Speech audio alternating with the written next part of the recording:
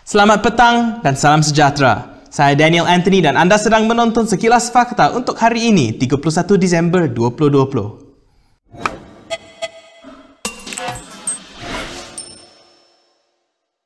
Setiausaha Agong PAS Taqiyuddin Hassan hari ini menegaskan tiada pihak perlu meminta parti itu untuk memilih bersama Muafakat Nasional ataupun tidak. Dalam satu kenyataannya hari ini, beliau menegaskan PAS adalah antara watak utama yang merangka penubuhan Muafakat Nasional atas dasar penyatuan ummah. PAS juga berpandangan gabungan itu bukan milik eksklusif sesuatu parti atau kelompok, sebaliknya harus dibuka kepada semua pihak yang cintakan perpaduan dan keadilan. Taqiyuddin dipercayai mengulas gesaan UMNO yang mengatakan parti itu perlu memutuskan sama ada mahu bersama dengan Muafakat Nasional atau Perikatan Nasional menjelang PRU ke-15. Pengarah Pilihan Raya UMNO Tajuddin Abdul Rahman dilaporkan berkata, PAS perlu membuat keputusan segera memandangkan PRU ke-15 akan diadakan tidak lama lagi. Sementara itu semalam, Naib Presiden PAS Muhammad Ammar Abdullah mendedahkan usaha pendaftaran Muafakat Nasional menghadapi sedikit masalah kerana nama itu sudah digunakan oleh pihak lain. Sebelum ini, Setiausaha Agung Barisan Nasional Anwar Musa pula dilaporkan berkata pendaftaran Muafakat Nasional akan memakan masa sebelum didaftarkan dengan Jabatan Pendaftaran Pertubuhan Malaysia. Kerajaan perlu melihat semula rancangan mengubah Akta Halal susulan isu kartel daging haram baru-baru ini. Perkara itu dinyatakan oleh Persatuan Pengguna Islam Malaysia ataupun PPIM dalam satu sidang media pada hari ini. Dan saya dimaklumkan oleh Ketua Pengarah Kesihatan ketika itu yang menjadi ini boleh rujuk balik ya. Boleh rujuk balik kepada setiausaha politik Datuk Zul sekarang ni. Datuk Syekh Ahmad. Setiausaha politik sekarang ni. Pasal yang last tu bila saya ingat, saya jumpa dia kata sekarang semua dah ready, semua nak just tunggu nak bawa ke parlimen saja. That was easily about 10 years ago. Dia tak masuk akal ke? Takkan 10 tahun tu kalau berangkak pun dah sampai. PPIM turut menyambut baik gesaan banyak pihak agar Suruhanjaya Siasatan Diraja RCI dibentuk untuk menyiasat isu kartel daging yang dilaporkan media baru-baru ini. Selain itu, kata Nazim, PPIM sedia menubuhkan pasukan gerak kerja dan persatuan itu menggesa penglibatan orang ramai dalam mencari kaedah menyelesaikan masalah tersebut. Mungkin tidak ramai di antara kita yang sanggup mengorbankan rambut walaupun demi menyokong usaha yang baik. Bagaimanapun, ahli politik muda ini telah melakukannya secara langsung di kaca televisyen semalam. Ahli Parlimen Muar Syed Saddiq Syed Abdul Rahman semalam telah menunaikan janjinya untuk mencukur rambutnya menjadi botak. Janji ini dibuat jika sasarannya untuk mengumpulkan wang berjumlah RM200,000 tercapai.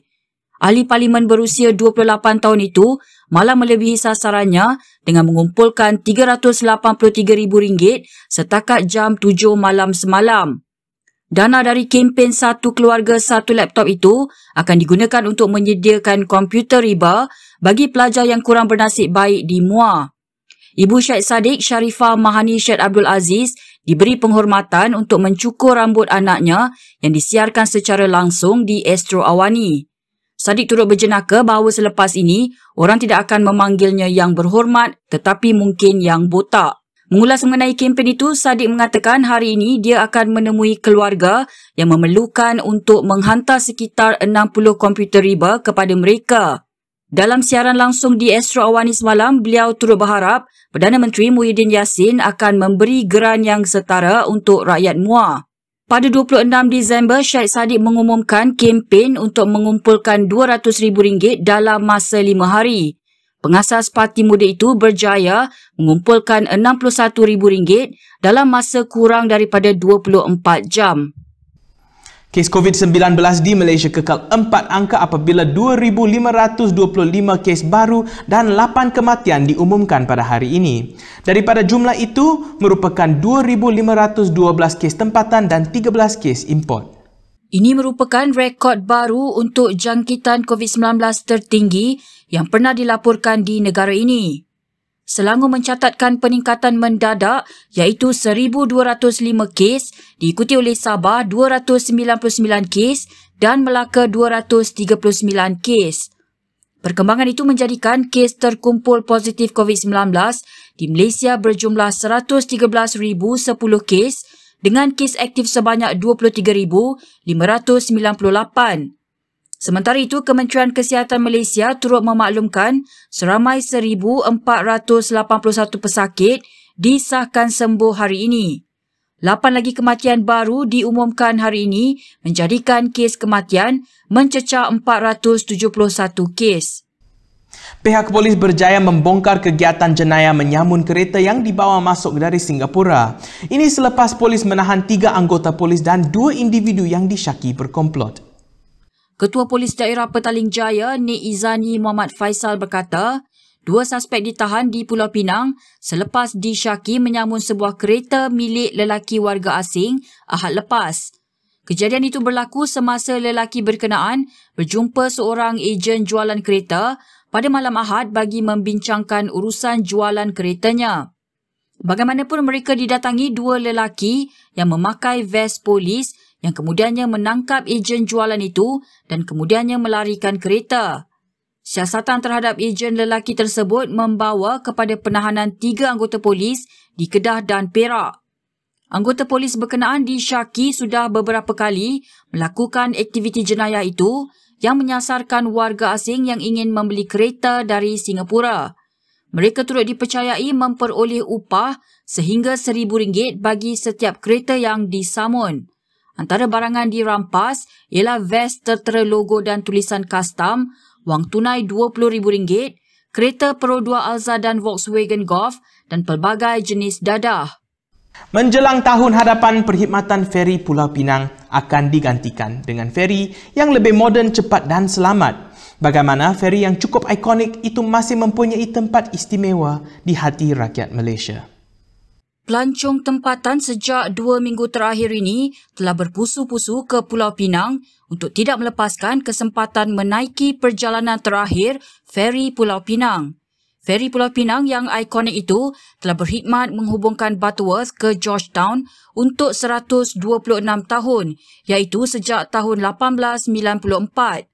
Walaupun ramai yang telah menaiki feri tersebut berkali-kali, perasaan gembira menaikinya tetap sama ketika pertama kali menaiki pengangkutan tersebut. Bekas Ketua Menteri Pulau Pinang Lim Guan Eng hari ini turut meluangkan masa menaiki feri tersebut buat kali terakhir. Bila kita gunakan feri Pulau Pinang, ada satu perasaan yang istimewa di mana perjalanan di tiup angin, menyeberangi laut dan dalam keadaan feri yang begitu unik.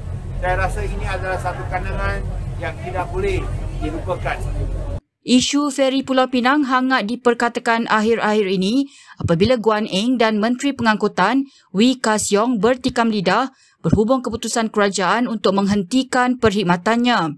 Untuk rekod, perkhidmatan feri ini akan diteruskan tetapi hanya ditawarkan kepada penunggang motosikal dan basikal bermula 1 Januari ini. Baiklah, sekian sahaja daripada saya Daniel Anthony untuk sekilas fakta untuk petang ini dan juga untuk tahun ini. Untuk lebih banyak berita, anda boleh melayari kinitv.com. Anda juga boleh mengikuti kami di Instagram, Twitter, YouTube dan Facebook. Kami semua di Kini TV dan Malaysia Kini hendak mengucapkan selamat tahun baru kepada anda semua. Semoga tahun 2021 akan menjadi sebuah tahun yang lebih bermakna untuk kita semua. Untuk kali terakhir dalam tahun 2020, salam hormat dan jumpa di tahun depan.